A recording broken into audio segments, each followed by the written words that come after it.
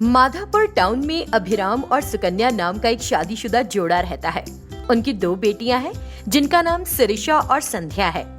बड़ी बेटी सिरिशा इंजीनियरिंग की पढ़ाई कर रही है और छोटी बेटी संध्या डिग्री में पढ़ रही है।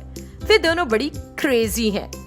एक दिन वे दोनों शॉपिंग करने के लिए तैयार हुई और हॉल में आ गई। सुकन्या ने डाइनिंग टेबल पर गर्मा गर्म नाश्ता रखा और अभी टिफिन तैयार है, अगर अखबार पढ़ना खत्म हो गया हो तो आकर टिफिन कर लो। अभिराम डाइनिंग टेबल पर आता है, उसके साथ सिरिशा और संध्या भी आ जाती है। सुकन्या उन तीनों को सांभर और इडली परोसती है। इसे देखकर सिरिशा अपना मुंह सिकोड़ लेती है। ओ मॉम, आज तो रविवार है ना, कम से कम आज तो अपने मसाला डोसा बनाए होते ना। बाकी दिन तो हम जल्दी में रहते हैं और ठीक से खा नहीं पाती, लेकिन आज तो छुट्टी है ना, जब हम मजे से बैठकर खाते तभी आपने वही बोरिंग इडली सांभर परोस दिया। क्या माँ, क्या सांभर इडली ही खिलाओगी हर बार? कुछ नया नहीं सोचोगी? हमें कभी ट्रेंड में क्या है वो भी देख लेना चाहिए, या खुद का ट्रेंड सेट। कौन सा सेट डियर? आई सेट या एम सेट? मुझे इनमें से कौन सा सेट करना चाहिए, बोलो। क्या माँ, आप मुझे चिढ़ा रही हो? पति की बात बता रही हूँ आपको। सांभर इडली बोरिंग है मॉम, ये क्या रोज रोज खिलाती रहती हो? आप दही इडली क्यों नहीं ट्राई करती? लस्सी इडली, हो सके तो चीनी इडली, कुछ अलग हटकर कोशिश कर। हम वीडियो बनाएंगे और इसे YouTube पर अपलोड करेंगे। सबसे पहले तुम लोग टिफिन कर लो तो मेरा आधा काम खत्म हो जाए, और बाकी का काम बनाना लीव्स, टेयर स्टोरी, गोल्डन वाइफ, अमरंता लीव्स, कुकुम्बर, ये सब देखकर वो आंसुओं से बाल्टियां भरेगी अपनी। क्यों है ना सुकन्या? यही वजह है कि पापा कि हमारा पानी का बिल कम आता है। किन्हीं 2 लड़कियों ने मुझसे शॉपिंग के लिए 5,000 रुपए मांगे थे। मुझे लगता है अब उन्हें जरूरत नहीं रही उसकी। जैसे ही माँ सुकन्या ने ऐसा कहा, दोनों बहनें बिल्कुल चुप हो गई। उन्होंने इडली और सांभर फटाफट खा लिया और अपनी माँ के आगे हाथ फैलाया। एक मुस्कान के साथ सुकन्या उन्हें 5,000 रुपए देती है। अपने माता पिता को बाय कहकर सिरिशा और संध्या, दोनों क्रेजी बहनें, स्कूटर पर खरीदारी करने निकल जाती हैं। उनकी स्कूटी तेज रफ्तार से आगे बढ़ रही थी कि तभी, दीदी आज हम लोग कोई फिल्म देखने चले? हीरो कौन है? कब रिलीज हुई? रेटिंग क्या है अब तक? ओहो सिस, कोई फिल्म का मतलब है कोई भी फिल्म। इसका मतलब है कोई फिल्म जिसका एक नाम होगा। कोई, इस नाम की भी कोई फिल्म हो सकती है क्या? दोनों ऐसे ही मजाक कर रही थी। फिर वे दोनों एक जगह रुकी जहाँ कृष्ण नाम का एक लड़का सड़क पर घड़ियां बेच रहा था। बताइए मैडम, आपको क्या दिखाऊं? क्या चाहिए? 1 किलो दाल, आधा किलो चीनी, 250 ग्राम पिसे हुए मेवे, 1 लाल लेबल चाय पाउडर पैकेट, 2 संतूर साबुन। क्या बोल रहे हैं मैडम? आप किराना दुकान पर नहीं आई, आप फुटपाथ पर एक घड़ी की दुकान पर आई है। मैडम क्या दिखाऊं? वही तो, हम जानते हैं कि घड़ियां, और हम जानते कि तुम घड़ियां बेच रहे हो, फिर हम तुम्हारे पास क्या लेने आएंगे? हाँ बोलो। घड़ी लेने मैडम। घड़ियां लेने ही ना। सॉरी मैडम, आपको क्या चाहिए पूछने के लिए पूछा मैं। अब बताइए आपको किस तरह की घड़ी की जरूरत है, किस कीमत पर? क्या है सिर्फ आपके लिए है या फिर घर में आपके माता पिता के लिए? आपको सुबह पहनने के लिए घड़ी चाहिए या शाम में, घर की दीवार के लिए या अपनी रिस्ट के लिए? बताइए। होल्ड ऑन मिस्टर, तुम अपने गाना बंद करोगे तो ही हम देख पाएंगे कि हमें क्या चाहिए। ऐसे ही वे घड़ियां देखती हैं। उन्हें उतनी सारी घड़ियों में कोई भी घड़ी पसंद नहीं आती। ये कहकर उन्होंने वहाँ से अपनी स्कूटी पर निकलने की सोची, लेकिन कृष्णा उनके पीछे पीछे। क्या बात है मैडम, आप बिना कुछ खरीदे क्यों जा रही है? क्या आपको कुछ पसंद नहीं आया? मुझे बताइए ना आपको क्या चाहिए, मैं कुछ भी करके आपको ला कर दूंगा। हम ठीक है तो भी घड़ी टूटनी नहीं चाहिए, ताली भी बजाए तब भी, और सबसे जरूरी कि हाथ की घड़ी में बेल्ट नहीं होना चाहिए। सिरिशा ने जो कहा उसे सुनकर कृष्णा का दिमाग बहर आ गया। उसे देखकर और हंसते हंसते दोनों क्रेजी बहनें स्कूटर पर आगे बढ़ गईं। ऐसे ही दिन बीत रहे थे। दोनों बहनों की अजीबोगरीब फरमाइश सुनकर कृष्णा ने घड़ियां बेचना ही बंद कर दिया और एक आइसक्रीम पार्लर में काम करने लगा। एक दिन दोनों बहनें उसी आइसक्रीम पार्लर पर गईं। वे एक मेज पर बैठ गईं और कृष्णा डर से कांपते हुए उनके पास आया। उन्हें देखकर उसने ठहर ठहर कर घबराते हुए पूछा कि उन्हें क्या चाहिए। उन्होंने उससे घड़ी के धंधे के बारे में पूछा। तुम लोगों की पसंद सुनकर मैंने घड़ियां बेचना बंद कर दिया है। मैं आप लोगों से विनती करता हूँ कि कम से कम मुझे यहाँ शांति से रहने दो। दोनों क्रेजी बहनें हंसने लगी और पूछती है क्या क्या है यहाँ। और जब कृष्णा बताता है, बटर स्कॉच में सिर्फ मक्खन रखना, स्कॉच बाहर निकाल कर ले आना, चोकोबार में चोको निकाल कर सिर्फ बार ले आना। बहनों ने जो कहा उसे सुनकर कृष्ण एकदम कंफ्यूजिया गया। ये देखकर वे हंस दी और उसकी हालत पर तरस खाकर बोली कि वेनिला ले आओ। कृष्ण ने चैन की सांस ली और वेनिला आइसक्रीम लाकर दे दी। 10 मिनट में आइसक्रीम खाकर वो फिर अपनी स्कूटी पर आगे निकल गई। दिन बीत रहे थे। एक दिन दोनों बहनें लेडीज स्पेशल शोरूम में गई। वहां उन्हें देखकर कृष्णा के पसीने छूट गए और उसने अपना चेहरा एक कपड़े से ढक लिया। उसे देखकर, अरे ओ सेल्स बॉय, हम अछूत थोड़ी हैं, हम तो खूबसूरत लड़कियां हैं। नहीं नहीं, मेरा इरादा ये नहीं था मैडम। मुझे बताइए आपको किस किस चीज की जरूरत है? दीदी, ये आवाज सुनी सुनी लग रही है ना? वो तुरंत कृष्ण के चेहरे से कपड़ा खींचकर हटा देती है। देखा तो कृष्ण था। क्या मिस्टर कृष्णा, हम जहाँ भी जा रहे हैं तुम वहीं प्रकट हो जा रहे हो? पीछा कर रहे हो क्या हमारा? आप लोगों के सवाल से मैं पागल हो जाता हूँ। मेरे मालिक लोग मुझे निकाल देते हैं और मैं इस तरह से दुकानें बदल रहा हूँ। कम से कम यहाँ जो आपको चाहिए वो ठीक से खरीदें। बताइए क्या दिखाऊं आपको? जीन्स की पैंट इधर उधर से रिप्ड है ना आजकल। तुम हमें ऐसी शर्ट्स या टी शर्ट्स दिखा जिनमें हवा आने के लिए छेद हो। है ऐसी वाली तुम्हारे पास? इस बार तो कृष्णा बेहोश ही हो गया।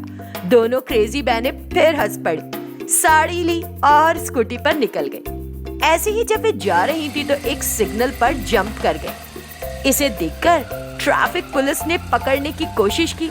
ये देख स्कूटी चला रही शिरीषा ने रफ्तार और बढ़ा दी। ट्रैफिक पुलिस चिल्लाने लगा, रुको रुको। दोनों क्रेजी बहनें हंसती हुई आगे बढ़ गई। कोंडापुर शहर में रघुनंदन और सौभाग्या नाम के पति पत्नी रहते थे। उनका एक मध्यम वर्गीय परिवार था और वो दोनों एक केमिकल फैक्ट्री में काम करते थे। जो भी पैसा वो कमाते थे उससे वो घर का किराया भरते थे और अपने दोनों बच्चों आदित्य और श्रावणी को पढ़ा रहे थे।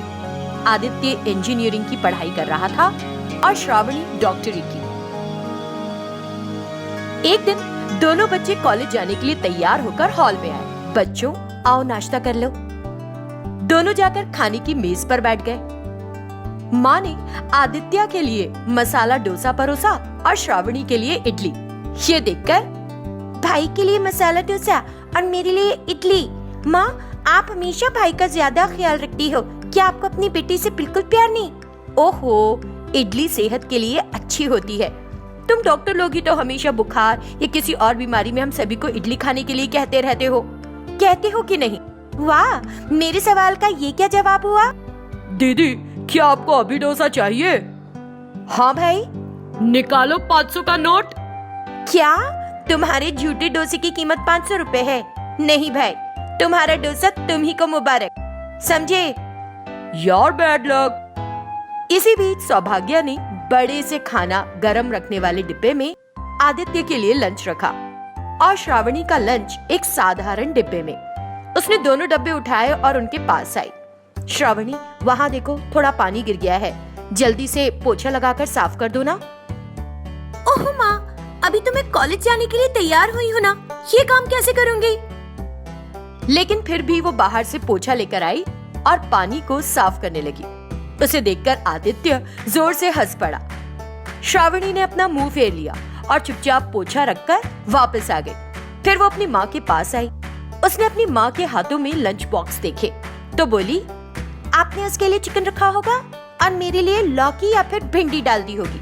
हाँ, लेकिन मैंने उसके डिब्बे में कल का चिकन गरम करके रखा है और तेरे डिब्बे में मैंने ताजा बनाई हुई भिंडी की सब्जी रखी है। अब बता, मैं बेटे को चाहती हूँ। इस बीच रघुनंदन भी अपने दफ्तर जाने के लिए तैयार हो गया और हॉल में आ गया। उसने अपनी बेटी को 1000 रुपए दिए और बेटे को 200 रुपए, जिसे देखकर आदित्य शिकायत करने लगा। पापा, दीदी के लिए 1000 और मेरे लिए सिर्फ 200 रुपए, मैं नहीं लूंगा। लड़कियों के ज्यादा खर्चे होते हैं, बहुत कुछ खरीदना पड़ता है, रबर बैंड्स, बिंदी, नेल पॉलिश और पता नहीं क्या क्या। वो हर चीज के लिए बार बार पैसे थोड़ी मांगेगी, है कि नहीं? क्या तुम भी वो सब खरीदोगे जो अभी अभी तुम्हारी माँ ने बताया? तो मैं तुमको भी 1000 रुपए दे दूंगा, बल्कि 500 रुपए ज्यादा। बताओ ना भाई, क्या तुमको भी ये सब खरीदना है? फिर तो मैं भी तुम्हें अपने 500 रुपए दूंगी। हम अच्छी वाली चिड़िया खरीदेंगे, ठीक है? ये देखकर आदित्य ने चुपचाप अपना लंच बॉक्स लिया और बाय बाय ये कहकर चला गया। श्रावणी ने भी माँ और पिता से विदा ली और कॉलेज के लिए निकल गई। फिर रघुनंदन आकर खाने की मेज पर बैठ गया और साथ ही सौभाग्या भी। दोनों साथ में नाश्ता करने लगे। फिर रघुनंदन और सौभाग्या दोनों ने अपने अपने लंच बॉक्स लिए और साथ में काम पर चल दिए। आज उन्हें तनख्वाह मिली थी तो दोनों अपने बच्चों के लिए नए नए कपड़े लाए थे। बच्चे उनके लाए नए कपड़े देखकर बड़े खुश हुए। माँ, क्या आपने मेरे लिए इतनी सारी ड्रेसेस खरीदी? हाँ बेटी, तुम डॉक्टरी की पढ़ाई कर रही हो, तुम्हें नए अच्छे कपड़े पहनने चाहिए और अच्छा दिखना चाहिए, तो 2 जोड़ी एक्स्ट्रा लिए। ये सुनकर मैं भी तो कॉलेज जा रहा हूँ ना माँ, और मैं भी तो इंजीनियरिंग की पढ़ाई कर रहा हूँ, लेकिन मेरे लिए तो आपने केवल एक ही जोड़ी कपड़े खरीदे हैं। तुम हर महीने नए कपड़े खरीद लेते हो, लेकिन तुम्हारी बहन बार बार कपड़े नहीं खरीद। यूं भी एक लड़की को ज्यादा कपड़ों की जरूरत होती है। अच्छा पापा, तो फिर उसके लिए कपड़े की पूरी दुकान ही खरीद दो। मेरी बेटी जानती है कि किस समय क्या करना है। सबसे पहले तुम बरखुदार अपनी पढ़ाई पर ध्यान दो, ध्यान रखो कि कुछ भी ना छूटे। जैसे ही रघुनंदन ने ऐसा कहा, आदित्य हॉल से अपने कमरे में चला गया। आप भी ना, बस हमेशा उसे चिढ़ाते रहते और रुलाते रहते। फिर सौभाग्या आदित्य के पास गई और उसे मनाने लगी। ऐसे ही उनके दिन बीत रहे थे। एक दिन आदित्य क्रिकेट देखना चाहता था और उसने टीवी का रिमोट पकड़ा हुआ था। श्रावणी को भी अपने पसंदीदा हिंदी सीरियल का आखिरी एपिसोड देखने का मन था और उसने रिमोट लेने की कोशिश की।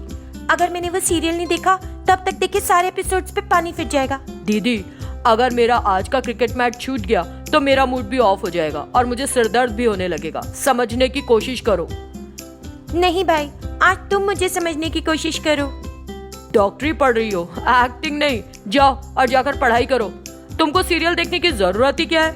इतना ज्यादा भी नहीं पढ़ना चाहिए, समय समय पर अपने दिमाग को राहत भी देनी चाहिए। मेरे लिए यही वो राहत है, ये वाला हिंदी सीरियल। दोनों रिमोट से बार बार चैनल बदल रहे थे और अचानक टीवी ही फट गया, जिससे पूरे घर में काला धुआं फैल गया। धुएं से श्रावणी और आदित्य के चेहरे बिल्कुल काले हो गए थे। कुछ दिनों बाद रघुनंदन और सौभाग्या की शादी की सालगिरह थी। सब लोग खुश थे और उन्होंने अपने घर पर पूजा रखी थी। साथ ही वो मंदिर भी गए थे। पुजारी मंत्रों का जाप करते हुए पूजा अर्चना कर रहा था और वो लोग खड़े थे। अलग अलग मौकों पर कभी बेटे की बात माननी पड़ती है, कभी बेटी की, लेकिन वास्तव में हमारे लिए कोई किसी से कम नहीं है। इस बात को तुम लोग समझते हो ना? हाँ आदित्य, तुम्हारी माँ ने जो कहा वो परम सत्य है। बेटी हो या बेटा, हमारे लिए दोनों बराबर हैं। हर माँ बाप के लिए बेटा और बेटी 2 आंखों की तरह होते हैं, तो कोई अपनी 2 आंखों में भेदभाव कर सकता है क्या? क्यों बरखुरदार, तुम ही बताओ, तुम्हें हमेशा शिकायत रहती है ना? आप सही कह रहे हैं पापा। जब तक उसकी शादी नहीं हो जाती तब तक लड़की अपने माँ बाप के घर की होती है और शादी के बाद दूसरे परिवार की बहू बन जाती है। लेकिन जब तक बेटी घर में होती है, घर हंसी मस्ती और खुशी से भरा रहता है। जब उसकी शादी हो जाती है तो वो अपने परिवार के प्यार, स्नेह और भावनाओं को अपने साथ समेट के लेकर जाती है। इसलिए तो कभी कभी बेटे से ज्यादा बेटी पर प्यार दिखाया जाता है। लेकिन तुम दोनों हमारे लिए बराबर हो। और ऐसे ही उन सब ने वो दिन बात करते हुए खुशी से बिताया।